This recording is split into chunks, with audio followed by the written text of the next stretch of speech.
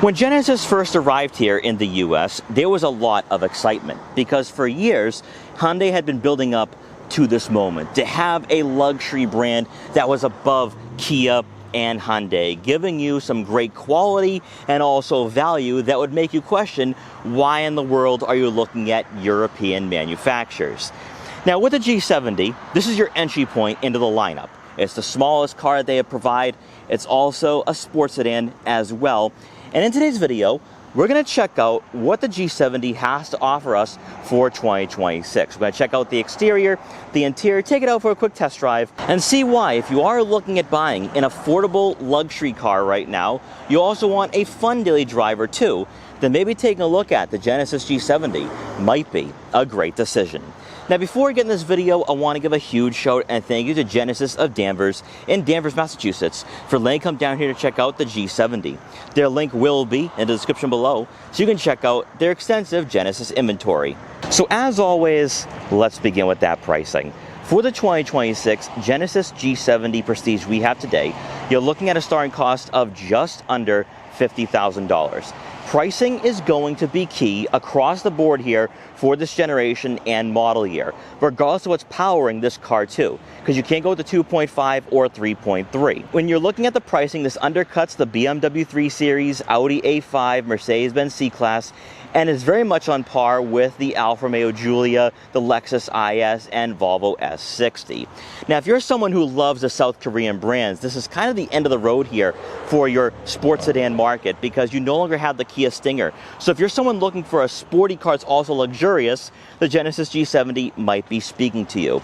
Now, what Genesis has done to this generation, especially with the facelift that came about 5 years ago, is really update this car to be luxurious and also striking in its design, because the pre-facelifted model kind of looked unassuming. But for 2020 and above, you got a car that looked very classy and really set the tone for what this car was all about. So up front, you are going to receive LED headlights here, but for me, I really love that front grille. The grille design, that mesh grille design, gives you an aggressive look, but also it's not gloss black. From far away, it looks like that way, but there's kind of some bronze accents here, which is really nice. You're gonna have that same honeycomb mesh grille here for the lower portion of the front bumper, and you will have functional side air curtains for better airflow on the highway. Very nice. The only thing that is missing here up front, though, is the fact you don't have fog lights, which I would love to see in a future model year or generation. Now, as you make your way over to the side profile, for one, very minor touch here. I know I'm really focusing on the smaller details. You're still going to have that grille design on the side profile. It looks really nice, and some gloss black trim, giving you a two-tone look. Now, with the Prestige, you will have 19-inch alloy wheels. I do not think that ride quality is going to be a problem here for this car, but I might be proven wrong later on in today's video. But what really draws me in is the Brembo brakes. That's really cool. Gives you better stopping power, more performance-oriented. That right there lets you know what the G70 is going to be all about here for this model year. Now you're going to have body color match side mirror caps with turn signal indicators to go along with blind spot detection for added safety. Then as you make your way around to the back, there's actually a lot to talk about here, despite the fact that it is simple in design. So you are going to have LED taillights that kind of come off of the larger products in the Genesis lineup. I do like that, giving you an upscale appearance. You'll also have swooping C-pillars, which do come off of the Kia Stinger. So it's not necessarily a sportback look, but gives you more of a free-flowing design. Then for the lower portion of the rear bumper, you're going to have cladding here. I wish Genesis would just give us a full paint finish. I have no idea why they didn't do that. And you have dual exhaust outlets in that oval shape. The last thing I want to point out here too with the Genesis G70, in a way this car kind of looks like a Mercedes-Benz. It has that same swooping elements to the rear fascia, especially from the side profile, that really stand out for me, and why I think the Genesis G70 is not only underrated, but also one of the better looking cars in this class. Powering our G70 is going to be a 2.5-liter turbocharged 4-cylinder engine, producing 300 horsepower and 311 pound-feet of torque. It is paired with an 8-speed automatic transmission. Now, on paper, this is actually one of the more powerful options at its price point. This is better than the Alfa Romeo Giulia. This is better than the BMW 3 Series, Audi A5, Mercedes-Benz C-Class. And in fact, the theme of this car is to be more sports tuned. That yes, this is a Genesis, this is supposed to be the luxury car. out of the South Korean brands, that it's going to be a step above Kia and Hyundai. But the reality here is that the G70 is going to be very fun to drive and own. Now, probably more importantly is the fact you can go with rear-wheel drive or all-wheel drive, and then probably fuel economy. Let's talk about that. When you go with the 2.5, you're looking at right on 20 miles per gallon in the city and 28 miles per gallon on the highway, which is not the best in this class. It's not the worst, but it is typical for a turbocharged 4-cylinder engine. Hopping inside the Genesis G70, there are a number of different perspectives you can have towards this sedan. I can think of 3 different perspectives off the top of my head. One being that this car is somewhat outdated compared to BMW, Audi, and Mercedes-Benz. This generation has been around for almost 8 years now, with one major facelift coming in 2020. 2, this car is actually very well equipped, coming in at $50,000. So it's a classy and driving environment. It's going to give you everything you're looking for at a more affordable price range. And that leads me into perspective number 3, that this particular trim comes in at $50,000. This is the last trim before you get the 3.3 liter turbo. And at $50,000, this is where the BMW 3 Series comes into play. A base 3 Series, by the way. So you might find some extra creature comforts and amenities out of the Genesis G70, and that's where Genesis has a competitive advantage. It can undercut the German rivals. So what do you get here for $50,000? Well, starting off with these seats, you are going to receive power adjustable, heated and ventilated leather trim seats for both the driver and passenger, with the driver's side having 2-position memory for added convenience. You're also going to have a leather wrap steering wheel, which feels really nice in the hands. Aggressive 10-2 and firm 9-3 grips. Also really nice paddle shifters as well. Now, when it comes to the comfort for these seats, I can just tell that Genesis has designed this car, whether it is a 2.5 or 3.3, to be sporty, to be engaging. And you really feel that with these seats. The bolstering is firm. There is a lot of comfort. But remember, this car is supposed to be a bit more dynamically tuned. And you see that with the design. You also see that with the interior layout. So these seats do match the overall driving environment. Now, in front of you will be a half digital, half analog gauge cluster. And this is where we begin with the older layout here that some of you might actually like. We also talk about the fact that on the dashboard, you have hard touch plastics here. So that will take away from the quality for the G70. But in front of you, you are going to have that display here, which you can customize and scroll through a variety of information. Now, some of this technology can be found in Kia and Hyundai products, so there is some part sharing there. You can scroll through your torque distribution, your tire pressure monitoring system, engine temperature, also your fuel economy statistics as well, and you have traffic sign recognition. So very straightforward there. Also, you can adjust the layout to some degree. So it's a bit more straightforward, and it's also a bit more trimmed down compared to what you are going to find out of BMW and Audi these days. As we take a look at the infotainment system, I want to say one thing here, that yes, you are going to have this small touchscreen with Apple CarPlay, Android Auto, you have a wireless phone charging pad as well. But I love this technology. That yes, you do get some nicer tech in Hyundai products right now with the newer layouts. This has aged so well. And it's so of its time, the late 2010s, early 2020s, and I am not complaining here. In fact, I think that this is exactly the right balance for a car in this market, but a lot of you will disagree with me on that one. You can have all your widgets in place here for your navigation, your phone, your voice memo, climate controls, valet mode. It is all here. The fact that the resolution and quality is so good is what really stands out to me for this car. Why I think that this particular generation for the head unit that was found in Kia and Hyundai products is exactly where these brands had to go to be competitive with the Germans. Now, in placing the G70 in reverse, you are going to have that rear backup camera with trajectory, which is actually really clean. The resolution is nice. But because we have the Prestige here, we also have a top view camera as well, giving you better visibility when you are parking on city streets or in a tight garage. You're also going to have different angles for your rear backup camera. So more of a top view, so that way you're not bumping into that car behind you. And then you have your side cameras as well. Also, when you place a G70 in drive, now you have a front-facing camera. So when you go with the Prestige, you're going to have all that technology that you desire here out of a luxury sedan. Now, as you continue on beneath the head unit, here we go with the physical buttons and dials. So you have dials for your volume and tuning. You have physical buttons for your map, navigation, seek and track, radio, media, setup. It is all here, and I love to see that. BMW doesn't provide that anymore. Audi doesn't provide that anymore. So to have physical buttons, more of a tactile layout, I can really appreciate that. Beneath that will be all your climate control settings. Now this is touch sensitive, which some people don't like. I completely feel you on that one.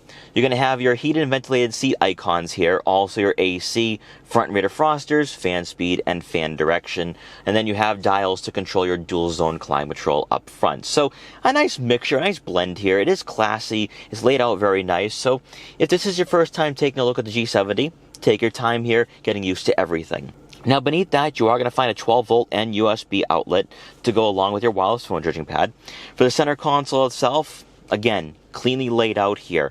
So you're going to have your gear selector, obviously, but then you're going to have your drive modes. So with the G70, you have Eco, Comfort, Sport, Sport Plus, and Custom. So you can really enjoy this car to its fullest, although I think if you're looking for Sport and Sport Plus, going with the 3.3 would be the better choice here. You're going to have your traction control on and off here to go along with your park assist features, auto vehicle hold, your camera systems, and then your electronic parking brake, 2 cup holders. Then for the standard storage compartment, it's actually deep enough for a smartphone and wallet, and you will find a USB-C outlet here as well. Then to round out the front seating area, above will be a power moonroof, which brings in a lot of natural light to the interior. Now for passengers in the second row, much like the Alfa Romeo Giulia in this market, it's going to be tight, it's going to be cramped, but the lack of interior space is plaguing a lot of sports cars in this market in general, whether it is BMW, Audi, or Mercedes-Benz. And that's why a lot of buyers are going in the crossover direction. I can certainly see why most people choose the GV70 over the G70. But when you take a look at the numbers, you're looking at just under 35 inches of legroom, which is pretty tight. And then factor in you have a lower roofline, taller passengers will be hitting their head on the headliner, and we have a very aggressive center hump. This car is set up to be more like a Grand Tour, and I'm going to talk about that during the test drive, where this car is more sports tuned even with the 2.5. But unfortunately, because of that, passengers are going to feel a bit more claustrophobic. They're going to be feeling cramped. The way these seats are designed, there's not a lot of legroom, especially for my toes. So it's not the most comfortable, even with the leather seats, although these seats are cushioned and they're aggressively bolstered, set up to be more like a sports car. But unfortunately, interior space is just going to be that major drawback. Now you are going to have 2 center-mounted air vents to go along with 2 USB-C inputs, no heated outboard seats, which I'm a bit surprised by with this being a Prestige. Then to round out the second row seating area, you do get a center armrest with 2 cup holders. Then returning to the rear fascia to take a look at the cargo area for the G70. You can have this button here that pops open the trunk, and inside behind the second row seats, you're looking at right on 10.5 cubic feet of room, which would be right in line with the Cadillac CT4 and Alfa Romeo Giulia, but falls behind the BMW 3 Series, Audi A5, and Mercedes-Benz C-Class. Practicality and interior space is what's going to plague this car. Why the G70 might be on the chopping block, because you could just go with the GV70 and get more interior space, better practicality. But if you're looking for a sports sedan, a fun sedan, you don't have a family, the G70 is going to be one of those cars that I think is really going to entice you. Now obviously you can lower the second row seats to maximize cargo space, but this isn't one of those vehicles that you buy for its practicality, you buy for its driving experience, and that's why I am here. So let's set off. The G70 is one of those vehicles that will never get its dues. It will never receive its flowers for whatever reason. Much like the Alfa Romeo Giulia and Lexus IS. Those are cars that people will just overlook all day, every day. When I had featured this car, I'm gonna say, I think it was like 4 years ago, with the 3.3, I felt it was a solid alternative to an Audi S4. That the powertrain was peppy, it was quick, it was fun. The sad thing is, because Genesis is somewhat new, buyers will often overlook this entire lineup. They'll look at Audi, look at BMW, they'll look at Mercedes-Benz. The G70 is a breath of fresh air, even with a 2.5. Now, yes, this generation has been around a very long time, 8 years, with one major facelift. But even so, It is a driver's car. This is, all in all, a driver's car. Now, yes, you can get luxurious aspects out of this sedan. We have leather seats today. We have a nice infotainment system, heated and ventilated seats, and we have a good amount of technology. But that isn't what's going to define this sedan at the end of the day. Now, even with the 2.5, 300 horsepower, 311 pound-feet of torque, it is quick. In Sport Plus mode, this car is so on edge. Almost too on edge. It has a good power band. The 8-speed automatic shifts really nicely. And better yet, with the steering input, it is so heavy and firm. So many manufacturers are moving away from that, giving you light steering, a vague steering. And yet, this is something that I think every enthusiast should experience, whether it is a 2.5 or 3.3. But let's pop it back in comfort mode for a minute and relax a bit here. This is one of those cars when it's long gone, and it's possible it's on the chopping block, that people will then realize it was actually a really good sedan, it was a really good platform. And in my opinion, it was a better car than the Kia Stinger, even though it doesn't have the Sportback rear fascia and the hatchback design, giving you some sense of practicality, because this car could most certainly use it. I think a shooting brake would have been awesome if we got that here in the US. That's what's missing. If we actually bought wagons here in this country, the G70 shooting brake would have been a fantastic car. For a car from a niche manufacturer, this platform is incredible. You know, you can definitely tell that the people who engineered this, the people who oversaw these products back in 2018, were from Audi and from BMW. You can just see it with the technology, you can feel it with this platform, you can feel it with the chassis, that it has Audi and BMW-like tendencies, and that is so rare to find out of a car not made in Germany, and out of a car not wearing a German badge. Because this is nothing like the Lexus IS. Lexus IS is a great car with the V6. This is dynamic like an Alfa Romeo, but feels a bit more put together. And it's not sedated and numb and overly safe like a Volvo S60. This is one of those cars that I think was designed solely to scare the heck out of the Germans. And they may have done that in the past. But I think now, obviously, buyers are focusing on crossovers. And that if you could give a crossover from Genesis this type of engagement, this type of excitement, I think it could really give the German rivals a run for their money. But in the meantime, what we have here with the G70 is a car that really immerses you into the driving experience. That it's not like other rivals where it's more of a passive experience, where you just sit in the leather seats, you relax and enjoy, right? Like, it's just a car you just glide along in. The G70 has more soul to it than that. And even in comfort mode, the steering is so weighted that it gives you a sense of engagement. It gives you a sense of feedback. And so many rivals don't offer that. So that is one thing I can really appreciate here. As much as I will say that it's showing its age, you can see it with the technology, with the gauge cluster in front of you. You can see it with the head unit, even though I like this head unit. I'm just saying that to be fair and honest here. I'm okay with everything this car is giving me. What we have here for a car priced at $50,000, because it all comes back to pricing. And that's what really is what's going to set this car apart from its rivals. What you have for a car at $50,000 is something that's set up to be like a BMW 3 Series. It's not like an Audi A5, especially now with the new A5. This is something that is more dynamically tuned. That luxury isn't going to be its strong suit. It isn't going to be your takeaway. It's going to be the performance. That if you're someone who loves driving, this is a car for you. If you're someone who wants some sense of refinement and quality, this is a car for you. When you take a look at its design, it's classy, it's elegant. It wears a business suit, and yet is fun and probably has the mindset of someone in high school. And that is something that I really like here. That there's something unique. That there's something I can actually talk about. For the last 15 minutes, I have really enjoyed my time with this car. When you're in the corners, you can feel the stiffness of the platform and chassis.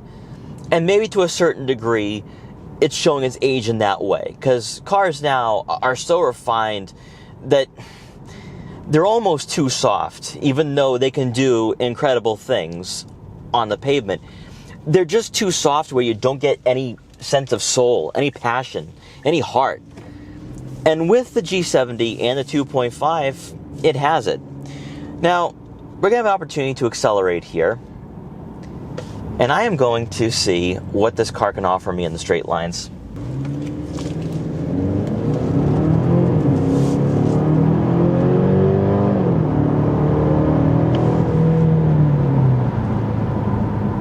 It is quick.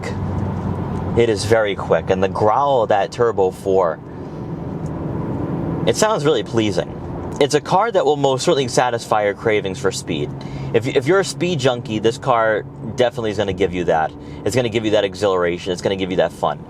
The V6 is even better, but, you know, at $60,000, it's, you know, you might find better rivals. I think when you look at the low end, and that's one of the reasons why I chose this particular model with this powertrain, this car has a great value proposition in a world in which a lot of buyers are going to overlook it.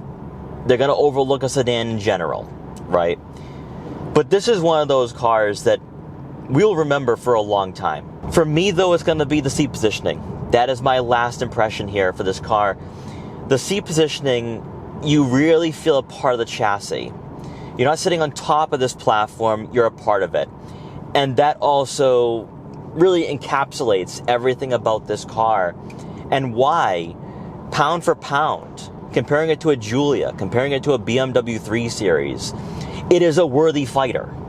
Is it going to get its chance in the ring? Probably not, but it's a worthy fighter, it's a worthy contender. And if you're someone looking for something different, you also want a good deal, because these cars are actually not that expensive, relatively speaking. Check out a G70. I think you're going to be genuinely impressed. If you're a tech person, maybe not so much. If you're someone who likes luxury, maybe not so much. If you're a performance person, you like performance, and you want a car that's actually a bit more lower profile, it's not going to draw a lot of attention, you're going to have all of that here with the G70. So I say definitely take a look at one, especially for $50,000 out of a Prestige. This is a really good deal. So guys, I hope you enjoyed this quick review for the 2026 Genesis G70. If you did, please like, comment, share, and subscribe for more, and I will see you guys next time.